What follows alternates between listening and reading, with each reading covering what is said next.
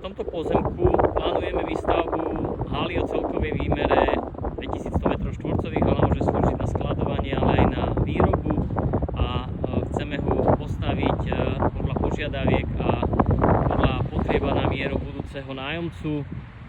Hala sa nachádza pri diaľnici D1 Senec. Toto je cesta, ktorá ide na Bezinok. S tým, že hľadáme nájomcu minimálne o 650 m2 v rámci tohto skladovo-výrobného objektu. Ako môžete vidieť, tu hneď v susedstve sa nachádza taktiež objekt, ktorý slúži na skladovanie, výrobu, ale aj pre showroomové účely.